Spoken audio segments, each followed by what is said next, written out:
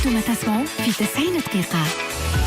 مرحبا بكم الناس الكل، شكرا لكم على المتابعة. نستقبل ضيفنا أحمد دنيس، وزير الخارجية الأسبق والدبلوماسي. سيد أحمد مرحبا بك. أهلا وسهلا. شكرا على قبول الدعوة. نحب نسألك، تفاجأت بموقف المغرب وإلا لا؟ خاطر فما برشا ناس يقولوا أنه كان منتظر وكان واضح، وفما اللي يقولوا أنه كان فما تطبيع مقنع من قبل المغرب، غير بركة توا وقع الإعلان عليه. أنت متفاجئ؟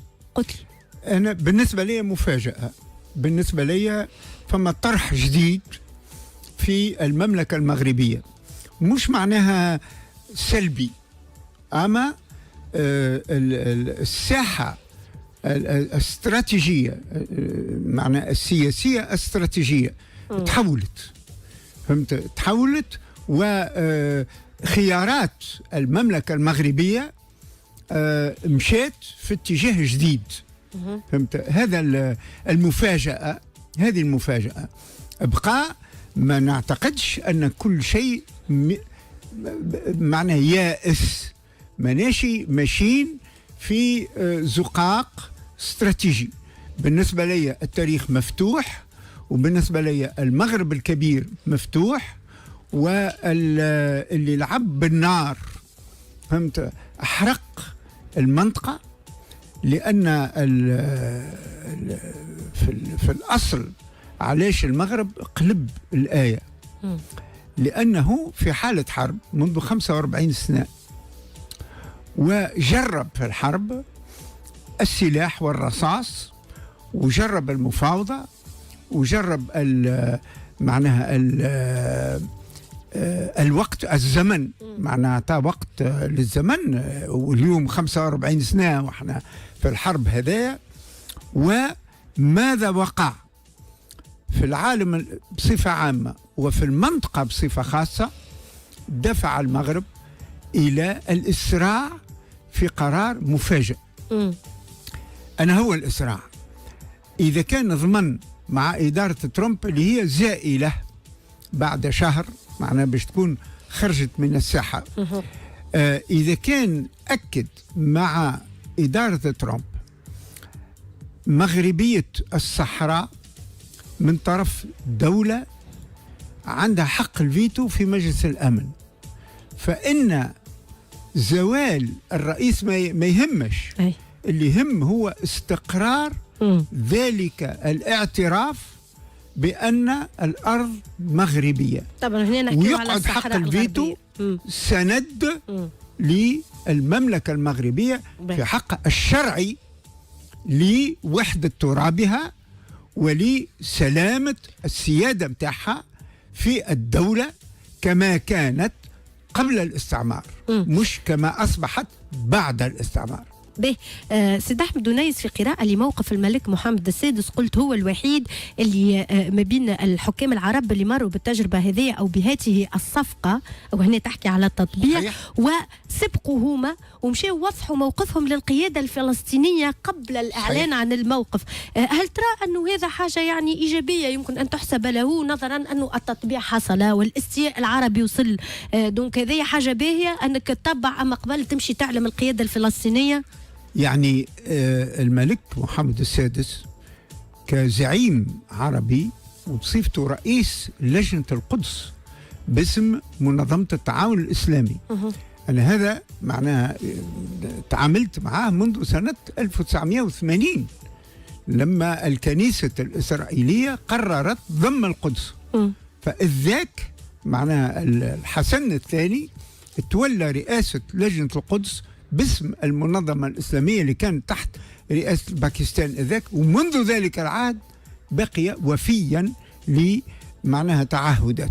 اعتقادي وأن محمد السادس خذا قرار جريء اللي ما كانش منتظر منه كمحمد السادس، لكن بوه الحسن الثاني رمى معناها صلات مع إسرائيل في حربه مع الصحراء.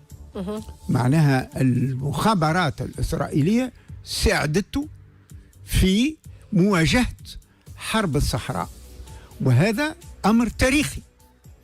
واليوم معناها إسرائيل ما طبعش معها من أجل إسرائيل، تطبع معه من أجل الحرب. يعني إذا نحطوا القرار هذايا في منطق الحرب على الانفصال اللي قرروه مش صحراويين، قررته الجزائر. طبعا معناها الساحة معناها تتسع إلى ما أبعد من الصحراء الغربية، تتسع إلى الصراع بين المملكة المغربية والجزائر. واعتبر معناها وأن مكسب الولايات المتحدة في قضية مثل هذه أقوى من مكسب واضح. الأمم المتحدة. ومن هنا يجي تبرير البعض من اللي يراو انه التطبيع هذايا اللي صار هو اجابه او نتيجه للضغط واستنزاف الجهود اللي صارت في علاقه بدولتين في المغرب العربي اللي كنا ننتظروا ان يقع توحيده. عنا مده نستناو تو احنا توانسه اليوم نقولوا انه اتحاد المغرب العربي هذايا لو كان باش يصير سيرجع بنفع كبير جدا علينا نحن مثلا توانسه، على الجزائريه، على المغاربه، على الجميع. لانه باش تتجمع الثروات وباش تتجمع الطاقات وباش تتجمع الرؤى والاستراتيجيات ونجموا نوليو قوه وازنه. ولكن بعمليه التطبيع اللي صارت هذيا من المغرب الحقيقه الكثير يقولوا انه هذا الحلم تبخر، ما عادش نجموا نحكيوا على اتحاد المغرب العربي. يجب نفهموا وان الخيار المغاربي ما كسروش الملك، ما كسرتوش المملكة المغربية، كسروه اللي يلعبوا بالنار. شكون شهر الحرب على المغرب؟ الجزائر. يعني النظام العسكري الجزائري. شكون منع الجزائر وحط لها ساقها في الركاب واستعادت السيادة متاعها؟ جيرانها المغرب وتونس. فهمت؟ لكن الانقلاب متاع الجزائر على تونس وعلى المغرب اللي احنا افتكوا منا مئات الكيلومترات من الصحراء، فهمت، اللي رضخلها حبيب بورقيبه، الحسن الثاني ما رضخش وحقه انه ما يرضخش، شهروا عليه الحرب. واللي اليوم الحرب قائمه، والحرب ماهوش هو وحده معناها شادت فيها، احنا تونس كذلك ضحينا بالصحراء. والهجوم الوحيد اللي نزل علينا بعد الاستعمار هو العدوان على قفصة. يعني حرب ضد تونس وحرب ضد المغرب معنا من طرف النظام العسكري الجزائري. لكن النظام العسكري الجزائري الكلنا نعانيه منه بما فيه الجزائريين، هما اللي حطموه. النظام هذا يتحطم. ولذا المرة الأخيرة اللي تحدثت معكم كنت أملي أن النظام الجديد اللي باش يكون ديمقراطي، لأن الحراك الجزائري فهمت استوعب القوة الديمقراطية اللي معنا تعصف بالمنطقة هنا. اعتقادي أن لو النظام الجزائري معناها يتخذ القرار الديمقراطي الصحيح ففتح المسار في بناء المغرب الكبير يتأكد، وإذ ذاك الجزائر تربح، لكن المغرب وتونس يربحوا أكثر، لأننا نخرج من منطق الحرب ومنطق تحقيق الخريطة الاستعمارية في الدول المستقلة. نحن تونس ما نمنش معنا بالخريطة الاستعمارية، المملكة المغربية ما تمنش بالخريطة الاستعمارية، الجزائر تولات وأنها تأكد وترسخ الخريطة السياسية الاستعمارية في المنطقة. هذا سيد أحمد هذه قراءة معقولة جدا ومحترمة، ولكن البعض ينزلها في منزلة أنه اليوم يمكن أن نبرر التطبيع. ومن هنا جاء التساؤل حول الموقف الرسمي لتونس مرة أخرى. في كل مرة دولة عربية تعمل خطوة نحو التطبيع الناس كل تقول أين الموقف الرسمي، وبالأساس التساؤل حول موقف رئيس الجمهورية لهنا. علاش ما عطاش موقف من الموضوع؟ وقت نقول تونس وخيار من نوع التطبيع مع إسرائيل، الأمر ما ينحصرش في رئيس الجمهورية. الأمر النظام السياسي التونسي نظام متكامل بين القمة والقاعدة، ونجم نعمم هذا. فهمت؟ نقول لك القاعدة في المغرب الكبير، في دول المغرب القاعدة يعني الشعوب في دول المغرب العربي كلها لليوم الغدوة ضد التطبيع. واللي خذا قرار التطبيع خذا قرار مر، لأن كل ما يدخل في حرب قرار مر. لكن الشعوب كلها ضد التطبيع، والشعب التونسي في صدارة الشعوب اللي ضد التطبيع، بحيث النظام السياسي التونسي يملي وأن قرار من هذا القبيل معنى لا يمر. وأنا مؤمن أن رئيس الدولة إضافة إلى التحليل هذا شخصيا لا يمرر قرار من هذا. علاش؟ لأن احنا ما وضعناش نفسنا في تموقع اللي الضغط والفخ متاع إدارة ترامب تنجم تاكل فينا. واضح. ما وضعناش نفسنا في الظرف هذا. واضح. أحمد دنيس، كلامك ديما طبعا يثير برشا جدل. حديثك في علاقة بالجزائر تو قاعدين يخلطوا لي بعض التعليق، يقولوا أنه لماذا اليوم السيد أحمد دنيس باش يحل لنا واجهة على الجزائر تولي هي السبب في أنه الجزائر لزت المغرب للتطبيع. أنت متمسك بموقفك، وأنا نحب نقول أنه هذا معناه ماهوش متوجه للشعب الجزائري، وأنت قلتها توا سيد أحمد، قلت القواعد لا هما الشعب الجزائري هو اللي شعل النار. لا هي النظام العسكري. النظام العسكري طبعا معناها الجزائرية هم ضد التطبيع، هم زاد ضحية. واضح جدا. سيد أحمد فاصل ونرجع معك.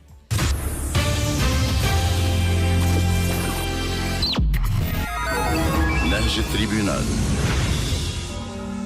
قضية اليوم اللي باش تسمعوها في نهج التريبيونال هي قضية رجل دين، ولا كل رجال الدين. السيد هذا عامل فيها تعدد الزوجات، ومن ضمن الحريم متاعو يعني زوجاته هما زوز من بناته.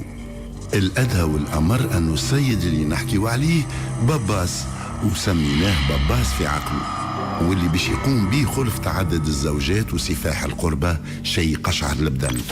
أكثر تفاصيل تسمعها اليوم في برنامج نهج التريبيونال مع ماضي ساعتين على EFM أحلى راديو. أحلى ضحكة. علاش عروساتنا هك؟ شكونوا أول شيف داكسيون تاع عرس تونس؟ شكونوا المخترع نتاع العراسات التوانسة؟ لهنا يلزمنا كراسي بلاستيك تتك عليهم يتكسروا، ولهنا يلزمنا طاولة بلاستيك فيها 4 ساقين يركبوا ويتمحاو تركبوا محلف يوم الطيح، ولهنا يلزمنا نقبة زعما تاع باراسول هي، أما شنو المهمة نتاعها النقبة هذيك؟ تلم الصندر وتلم الفتفات تاع الخبز. عليه عروساتنا هكا؟ تعرف كي نتخيل عرسي مرة أخرى كيف باش يكون؟ نهز مرتي البلدية تصحح نخرجوا نخدم كرهب بون نوقفوا تاكسي.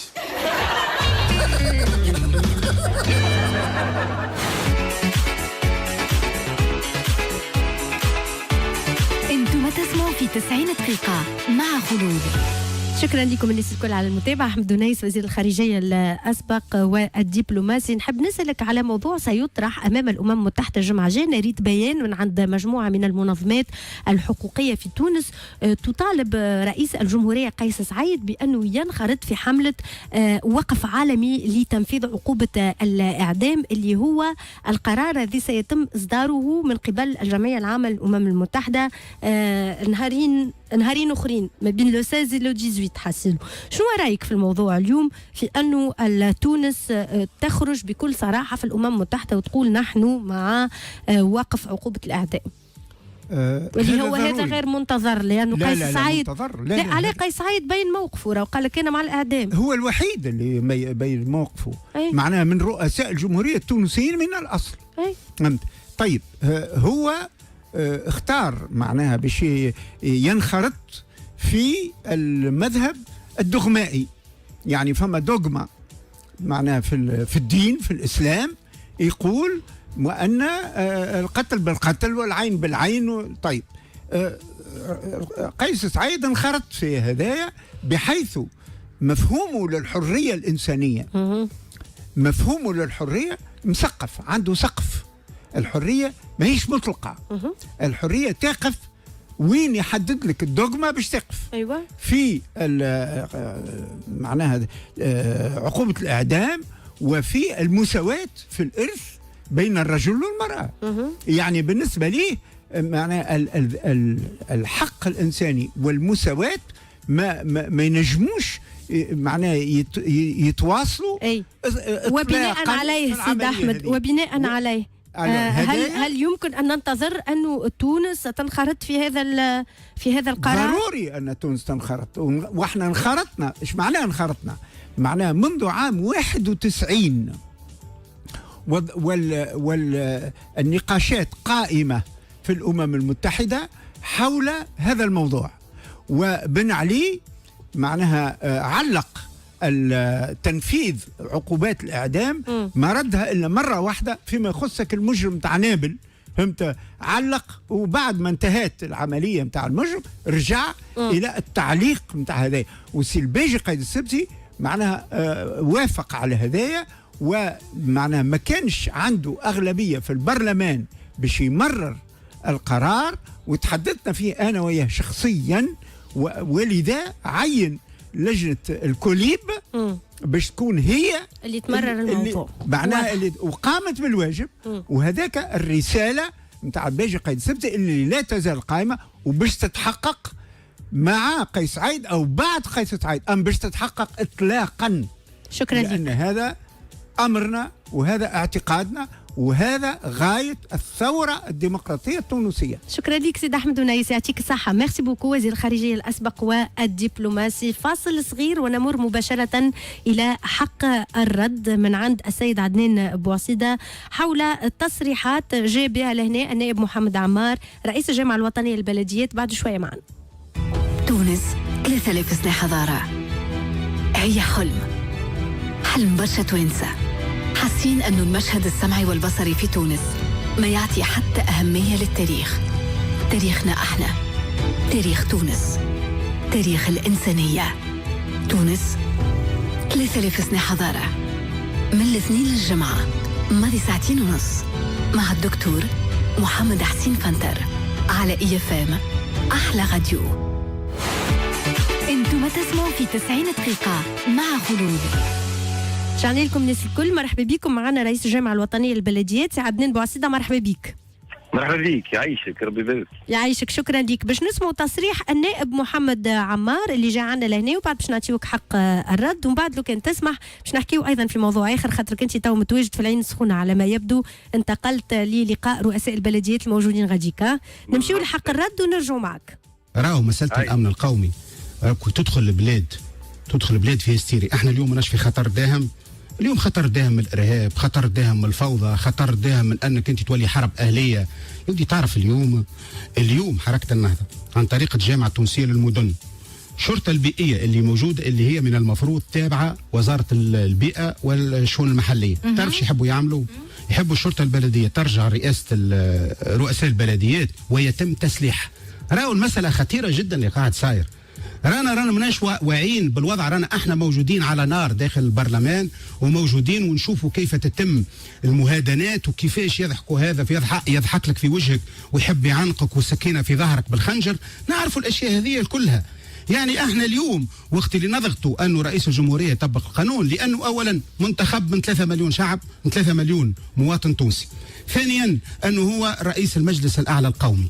ثالثا هو ماهوش وحده، سيتشاور مع رئيس البرلمان ورئيس الحكومه في تطبيق القانون. ثالثا هذا خطر داهم موجود. اكثر من هكا خطر داهم، الناس الكلها في الشارع اليوم، الناس الكلها في الشارع.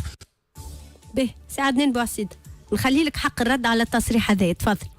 والله هو اكبر خطر داهم هو السيد النائب في حد ذاته اللي بث النميمه في البلاد. اول حاجه هو نائب رئيس لجنه التشريعات، وكنقولوا رئيس لجنه التشريعات المفروض انه يعرف القانون، والقانون انه يقول الشرطه البيئيه هي تابعه وزاره الشؤون المحليه. هو تغليط وهو مغالطه، يغلط في الشعب. يعني اليوم على خاطر القانون الفصل 266 من مجلة الجامعات المحلية يقول الشرطة البيئية هم أعوان بلديون مكلفون بالشرطة البيئية. فهمت؟ ما هوش جهاز، هو ما هوش نصلحوه، هو جهاز ترتيبي، هو ما هوش جهاز شرطة. ما فماش شرطة بيئية، هي تسمية وحتى التسمية غالطة، لأنهم هم أعوان تراتيب بيئية يقوموا بمراقبة في البلديات. يعني كيفاش باش نسلحوا ناس من نوع هذايا؟ شنو يا سيد؟ المفروض انه المغالطات هذه ما تجيش من نائب مجلس شعب، من نائب اللي هو في التشريعات كما قلت لك. والمفروض اليوم انا للنائب مثلا النائب هذا وغيره نقول لهم يزيونا من المشاكل والهم نتاعكم، واللي ما تحبوش اليوم تخدموا على رواحكم وتخليوا واليوم تحبوا تصدروا لنا مشاكل المجالس البلديه، المجلس البلدي نتاعكم للمجالس البلديه. باش تعرف الجامعه ايش معناها الجامعه الوطنيه للبلديات. الجامعه الوطنيه للبلديات هي تضم 350 بلديه، هي جامعه البلديين، ما هي جامعه رؤساء البلديات.